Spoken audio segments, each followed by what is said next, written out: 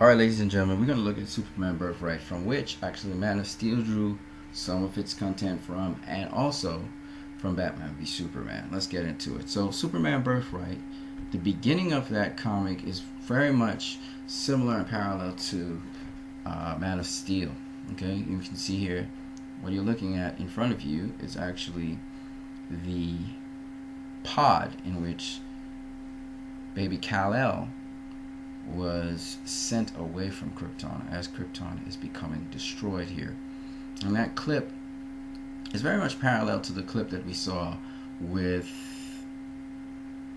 Kal-El in the pod moving away from Krypton as it is exploding in Man of Steel.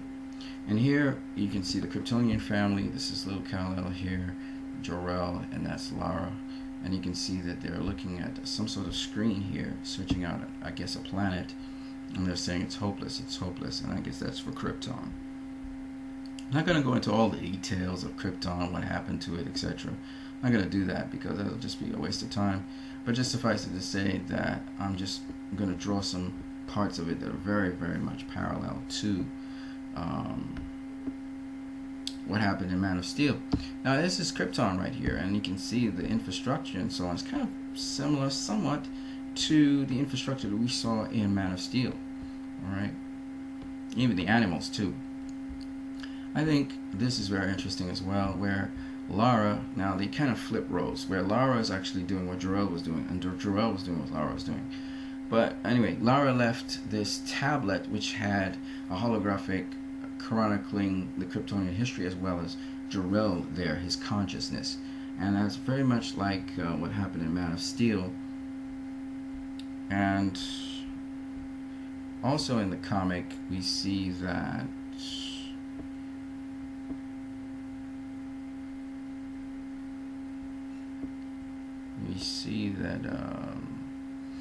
Jor-El say this. And this is something that Lara actually said in Man of Steel.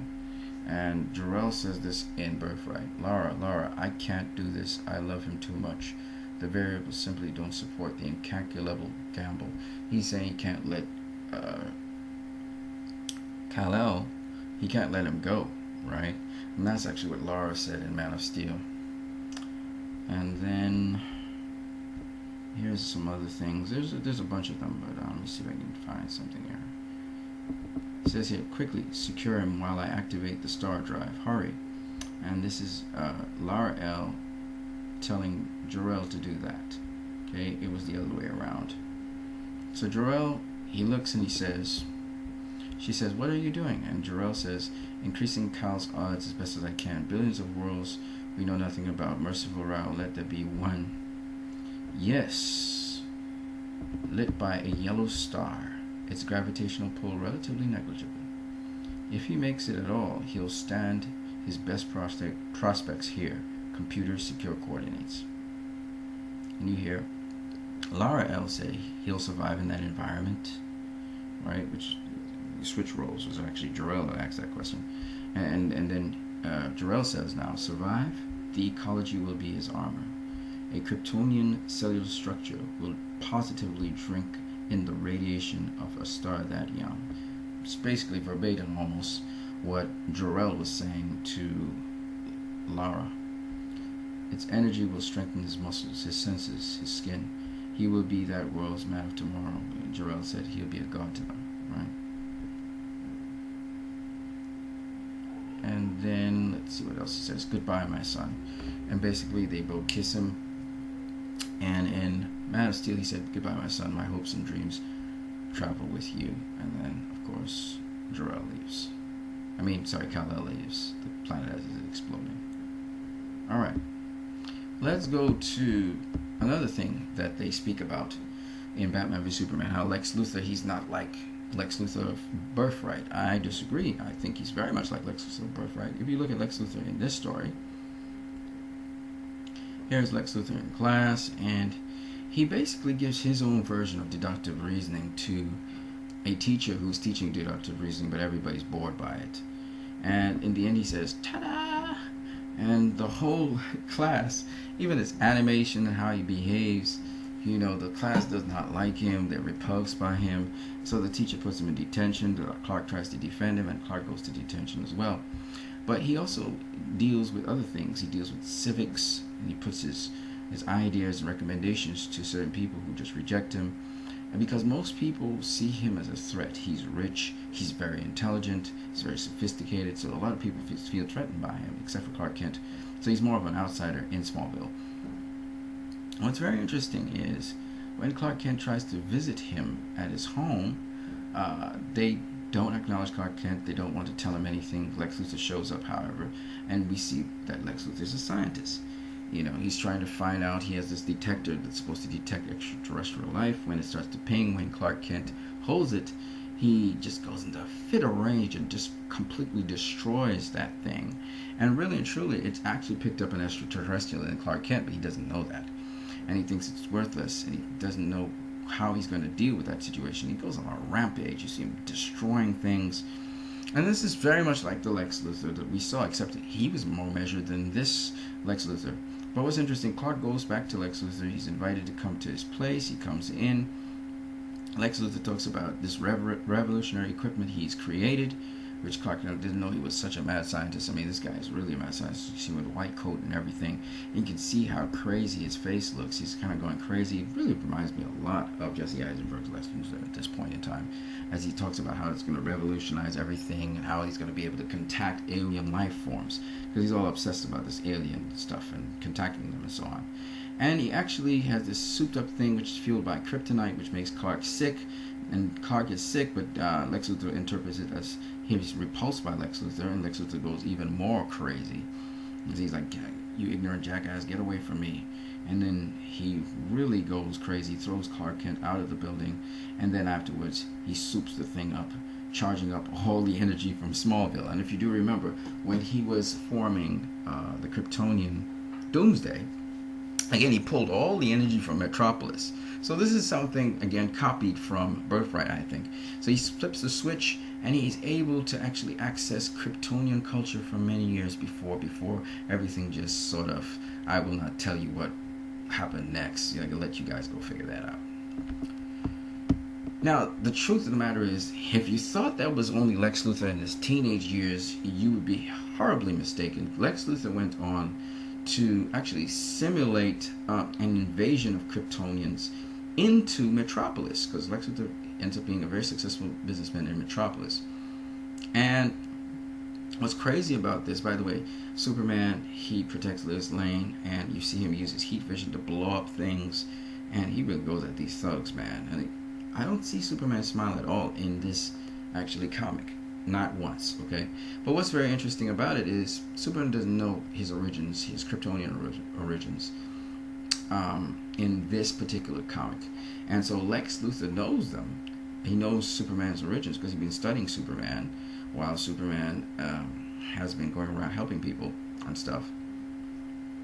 And as a result of that, Superman discovers that Lex Luthor is the guy behind this so-called Kryptonian invasion, but he doesn't know that he's from Krypton. And right here, basically, is a Jesse Eisenberg moment. Look at that face. It looks exactly like Jesse Eisenberg. But what's funny is Lex Luthor realizes that Superman doesn't know that he's Kryptonian. You really don't know.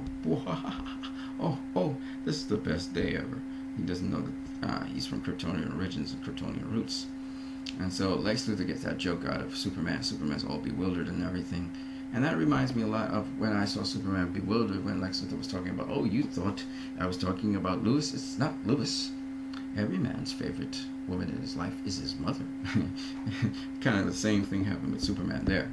Now, another thing that is in this, Lex tries to overtake the world using Kryptonian technology to expose Superman, make Superman look bad to the world, and Superman somehow breaks through that and is able to show that he really is, though he's alien, he's not a threat to human and mankind, which is kind of like the theme again that happened in Batman v Superman.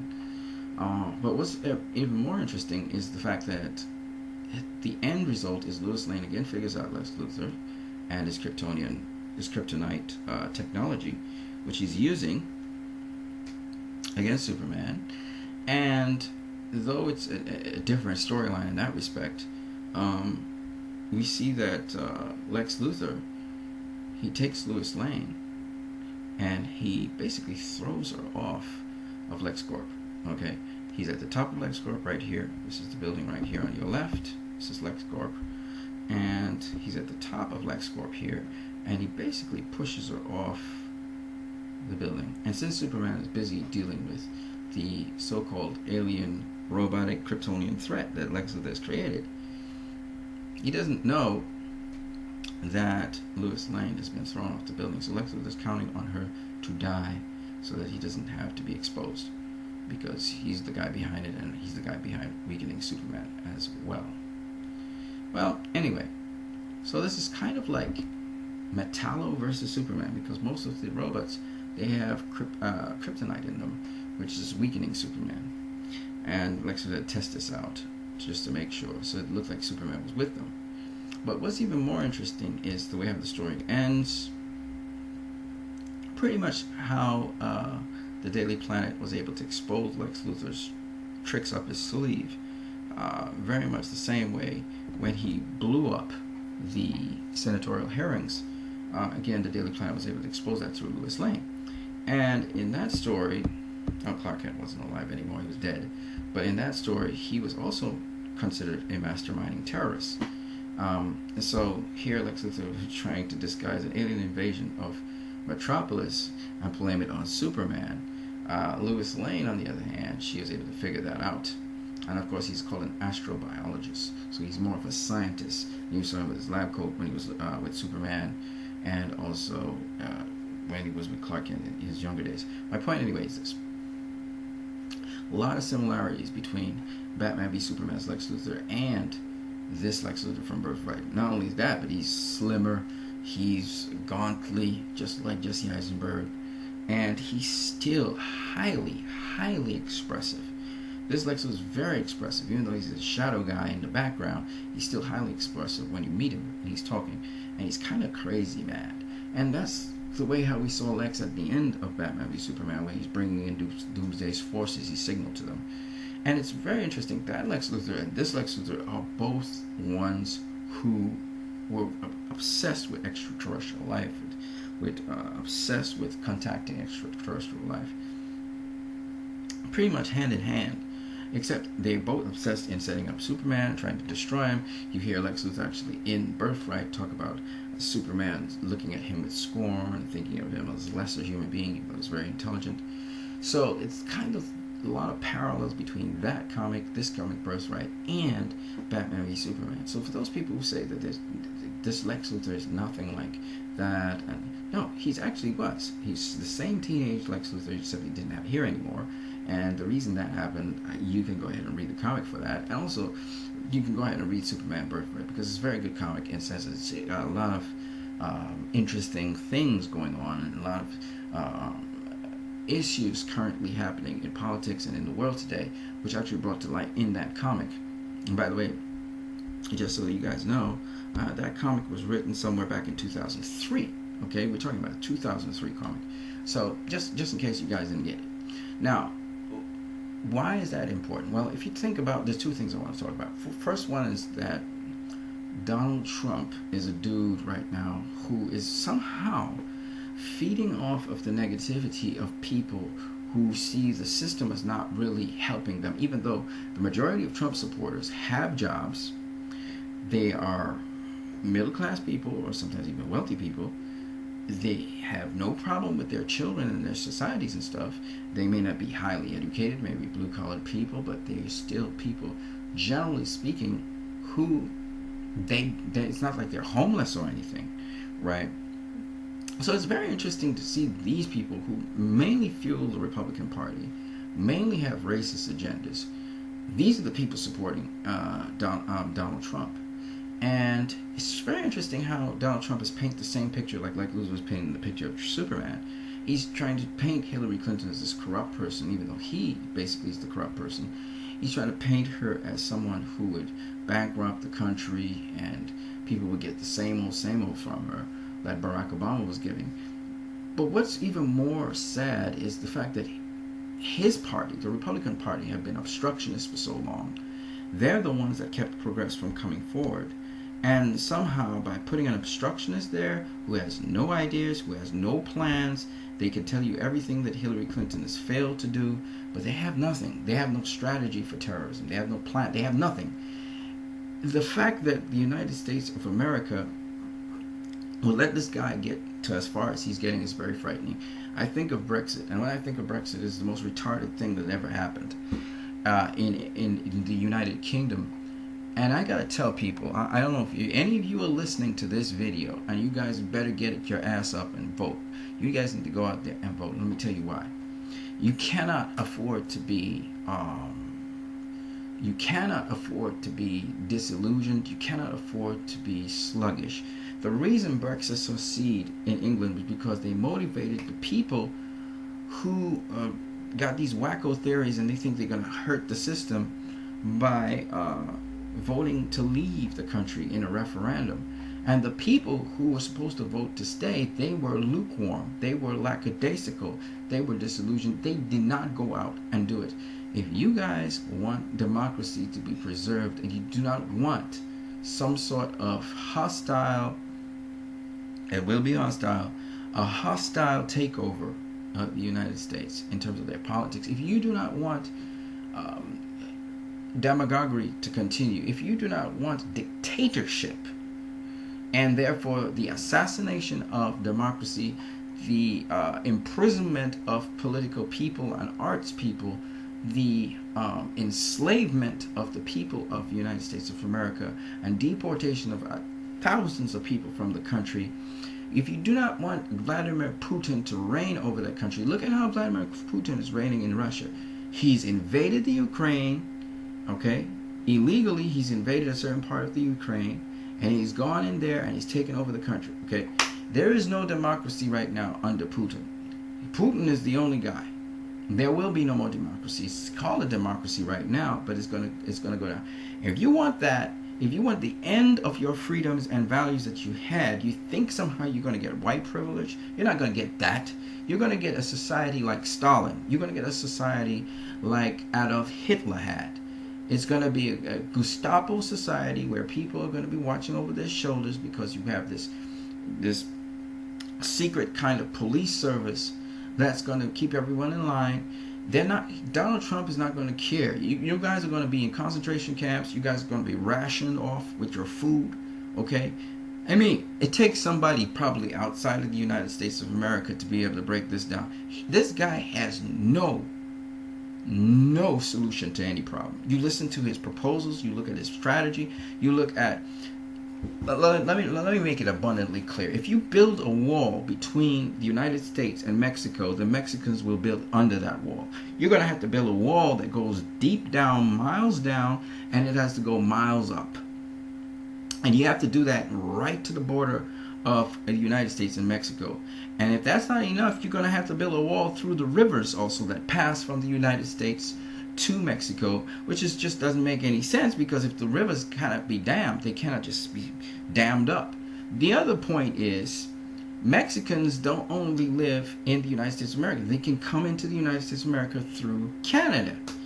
And it's easy to come into the United States through Canada, but it's hard to go into Canada from the United States. Okay? My point is this. A wall is the dumbest thing you can ever do to build right now. Not in this age with the internet, nor in this age with globalization. It'll never work. What you have to do is you have to find a way to, when people come into your country illegally or whatever, that you have to tax people who hold illegal immigrants. All right? If people haven't reported somebody who is illegal in the country, you have to make them pay for it. You know, that's the only way you're going to do it. Because every country, the Chinese get into the United States of America illegally through shipping. Okay? They come as cargo. The Vietnamese, the people from the Caribbean, the people from Africa, they enter the United States illegally. Some of them enter in as student citizens. They overstay their visa. They disappear off the grid. You cannot stop people from coming into the United States of America, no matter how much you try. That's not going to happen. Okay? And by making it into a Gestapo kind of governance, where that'll deter people, that'll obviously deter people from coming to the United States, but it won't stop them. Okay? You know, there are people from the Caribbean who go into Cuba all the time. People who go in the Caribbean into Venezuela all the time. But what stops people from an influx? If the economy of the country starts to go really south, people are just not going to migrate. Okay? They're not going to migrate to those places. They're going to migrate to places where they think they can do better. So all I'm trying to tell you guys is this. All right? There is no way in God's green earth you guys shouldn't go out there and vote. This is an election where you need to vote. And you need to vote like if you are one of those lethargic people thinking that Hillary Clinton is going to win this election. No. Go and vote for Hillary Clinton. Okay? At least in democracy will be kept for a little while longer. If you guys want to elect some independent or alternative person, do that the next 4 years down the road. This is more important than that. Those people who say, oh, you know, some people think you're so pompous that I'll elect Trump or Clinton, you know, it's either one or the other. Listen, dummy, this is a binary election. For any dumb person who's saying, oh, I'll vote for Gary, this and the other woman, look, man, look. You just have to look at how many votes they're getting. They're not getting anything, okay? Common sense tells us, yes, there are 4 people there, but they're not 4. This is a race between 2 people, okay?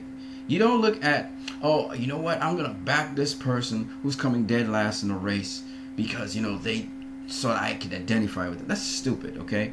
You always try to go with people who need the help to get over the race and to come to first place. In this case, this race is between Hillary Clinton and her regime, and it's between her regime, and it's also between Donald Trump's regime. Bernie Sanders is part of her regime. Bernie Sanders will be part of the government of the United States of America. So if you back Bernie Sanders, don't be a douche and go and elect Trump. Are you stupid? You elect Bernie by electing Hillary.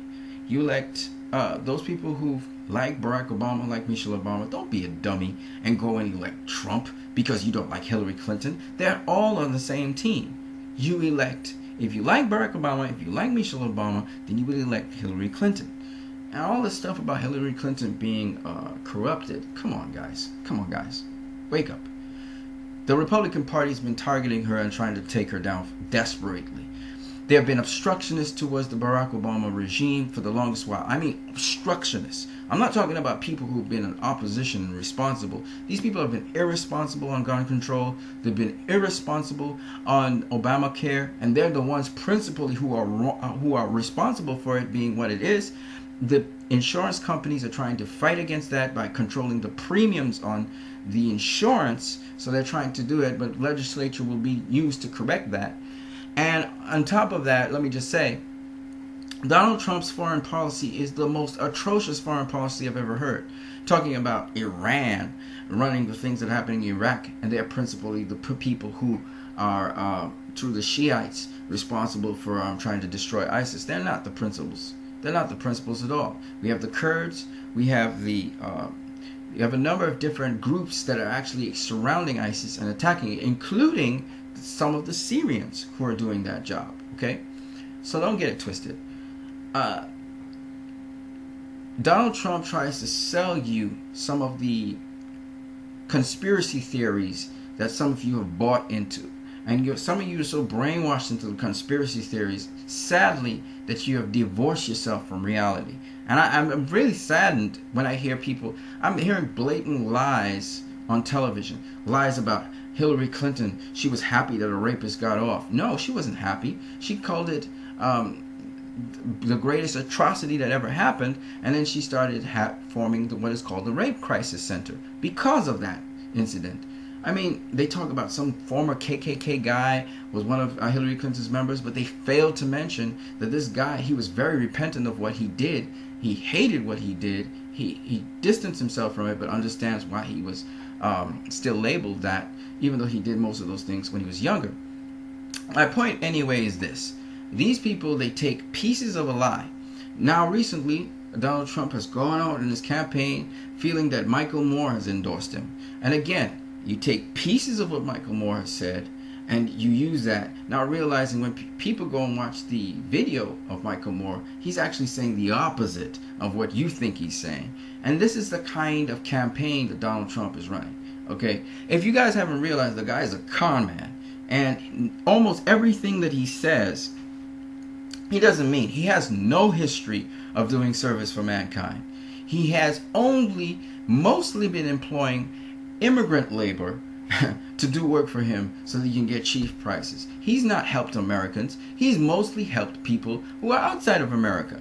He's mostly done deals with people outside of America. He has no history or track record of helping Americans. None. I mean, this is no rocket science, okay? The guy goes up on television and talks about foreign policy. He has no history of doing good foreign policy. The most he's ever done is some business transactions, and with our competitors, China, with competitors such as China, Japan, Korea. I mean, this is a dude who has not brought in his income taxes, right? Now that, at first people say, so that sounds like he beat the tax system. The problem with that is he's been bankrupt a number of times.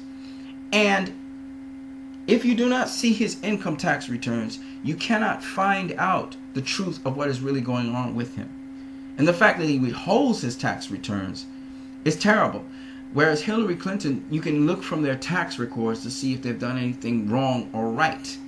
You can find out about their corporation, the Clinton Foundation. You can find out everything you need to know about that foundation because they have given in their tax returns. All right? And so people talking about tracking emails and all these stupid witch hunts, which will go nowhere. We know that already. There's documentation with Hillary Clinton. There is none with Donald Trump. And that's a scary thing when a guy doesn't want to hand in his income tax returns. It means he's hiding something. It means he's fishy. It means, and we have numerous cases where Donald Trump has been sued, people have won, and we're talking about immigrant people. He's tried to shaft immigrant people out of contracts. So many numerous small businesses he has shafted. So many times he has actually profiled black people so they couldn't get housing. Look, this guy has a history of white privilege. There is nothing in his history showing he cares about anyone. And even to this day, every time he talks about himself. He doesn't talk about anyone else. He doesn't care about anyone else. Okay? So, he's opening up his businesses. He's opening up his buildings. Where is his community service? He has none. Okay? My point being this. You don't want a guy like that running your country. He talks about if he runs the country like how he runs his business. I don't want, look, your businesses went bankrupt a couple times, all right? And you had to go and start all over. I don't want the country being bankrupt. You know what I mean? So, guys, use your brain, man. Use your brain, okay? And vote smart. I mean, look, I'll say this. Hillary Clinton is not a charismatic person. She's not Bill Clinton. She's not Barack Obama. She's not even Michelle Obama. She's rather boring, okay? If you listen to Hillary Clinton talk, she's probably the most drab, boring person in the world. That's it. She's even got a guy, a VP who's pretty boring himself. But as to being convicted, this woman's convicted, boy, about policy, man. She really is. And as to the people talking about Hillary Clinton, how she hadn't done anything for the state of New York and she promised certain things and she wasn't able to deliver certain things. I'll tell them this. She got that money to help out those responders. She got that money to also help out the people who are having effects based on the Gulf War. Okay? So she did more than Donald Trump did. Okay? She had tried to also, as everybody knows, when you deal with Washington, there's a lot of blue tape, and not only that, red and blue tape, and not only that, but in Washington, D.C., you may vote against something, like she voted against how they were regulating people, the loopholes in businesses and so on. She voted against trying to create more loopholes on certain things that happened there. But one thing I can tell you about Hillary Clinton that you need to know is that she has always, in her history, been looking for the best possible policy to help out people. I cannot say that for Donald Trump. He has no history of that. And don't tell me he's new to politics. Are you crazy? You must have some kind of track history when you're going into the arena. Some kind of history for mankind, helping them. Don't tell me he was just a businessman. I don't want no businessman running my country. I don't want it. All right. That's why the country rejected the last guy who was backed by lobbyists, the last Republican guy who ran against Barack Obama. The reason why the country rejected him was because he's backed by big business. And Donald Trump is a big business. Why would you want a big businessman who only looks out for his own interests, has clearly said that in almost every statement he's made, has only focused on himself, only thinks he can do it all? I don't want somebody like that. I don't want a demigod. I don't want a liar. So, at the end of the day, this guy, he's trying to win the election at all costs. And he has a little bit of backing from from the United States adversary in the Soviet Russia. They're helping him along with WikiLeaks. And it's so low down what they're trying to do, especially dig for a needle in a haystack where there's none. But I'll tell you guys this. You got to make a statement against that. Nepotism, fascism, miscreantism, masochism, racism, someone who is all about divisiveness in the country, a guy who is an economic fraud. Okay, this guy's an economic fraud. This guy should be in prison a number of times just based on his own statements.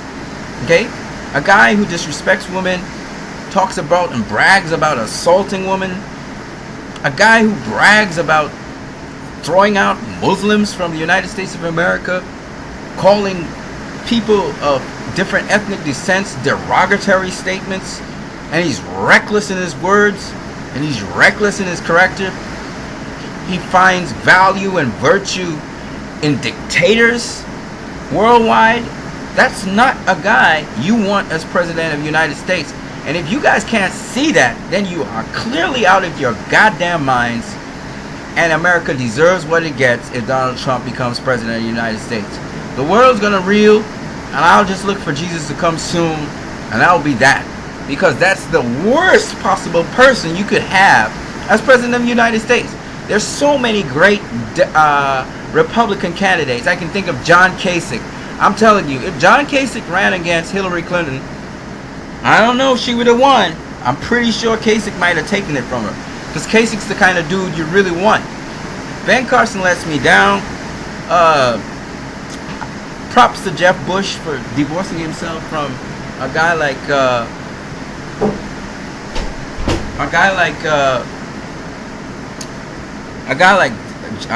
Donald Trump. The Bushes have nothing to do with him. I think they're making a wise decision for all the things that the Bushes did, which were kind of wrong. I got to give them the kudos that this they're doing right. And, you know, I'm going to say this. You know, Barack Obama is probably one of the best presidents of the United States. There are a number of them that were really good. He's one of the best presidents of the United States, was able to arrest a tremendous recession that the United States was going through. They were about to sink. People are talking about the American dollar disappearing and they would have to take on the European dollar. Well, look, the Europe is breaking up, but the United States of America is still held together. But you put Donald Trump there, yeah, he's going to destroy the whole thing. You know, he's going to destroy the whole thing. Even now, even if Hillary Clinton wins, you could have civil unrest because of some of these middle Americans, especially white middle Americans, who've been rallied up by Donald Trump. A lot of them along racist lines and even sexist lines. And it's really sad because some of these people are not that intelligent and they're easily brainwashed. And it's really sad. It's really sad for the United States of America. I've seen some pretty intelligent people, even Christians, backing Donald Trump. And I'm like, God, man, Christians backing the devil? Are you serious? Do you know what this guy is? This guy's the epitome of evil. Like, the guy's evil. Like, and look, I'm not trying to be like a hyperbole or anything, but this guy, he's not a good person. He hasn't done anything good for anyone. He only does good for himself. He's done the Miss Universe pageant. Kudos to that. But from what I'm hearing and what he has done to these women, he's not a good guy. He's not a good person. So I'm kind of shocked that so-called Christians, even Benjamin Carson, he really disappoints me.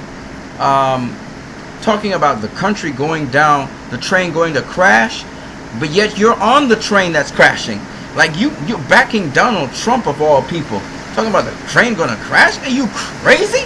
Like I can't believe a Seventh-day Adventist dude would be saying something stupid like that.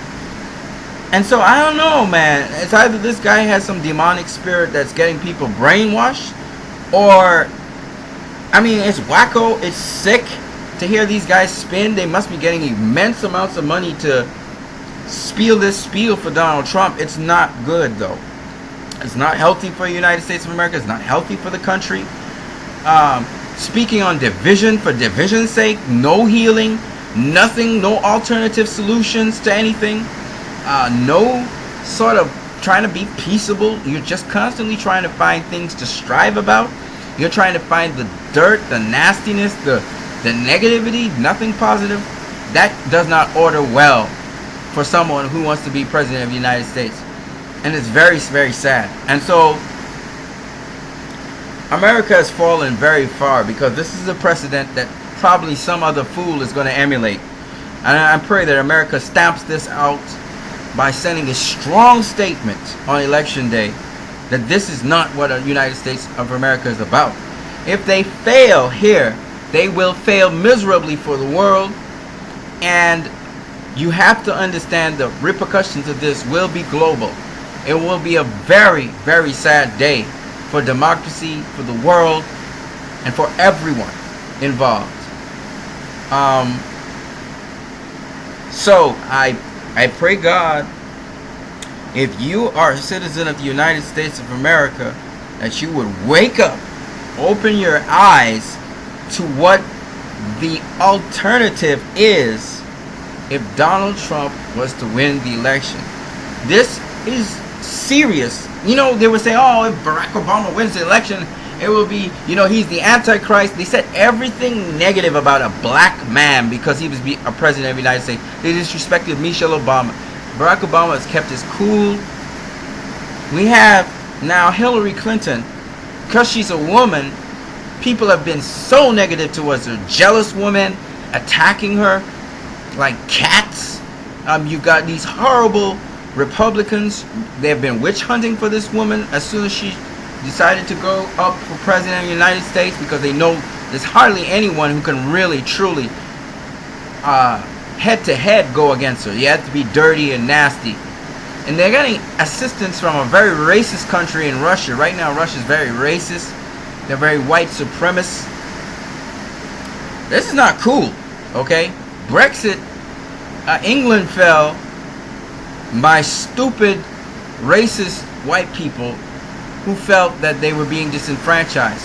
When it's basically jealousy that the country is moving forward and building. And I think a lot of people need to be much more sensible and get up and vote. I mean, get in your numbers. Don't let this be a Brexit, because this will definitely tilt the whole world under Vladimir Putin. Putin's going to benefit from this, nobody else. And it's going to be a dictatorship. Okay? I try to warn you guys, because if America topples, England's going to go down. And if England goes down, Europe goes down. And guess who wins? Putin. Okay? I don't think you guys get it. You guys don't understand what's going on. They're trying to destroy America from the inside out. And they're using Trump to do that. Anyway, that's all I got to say about that. You guys have a great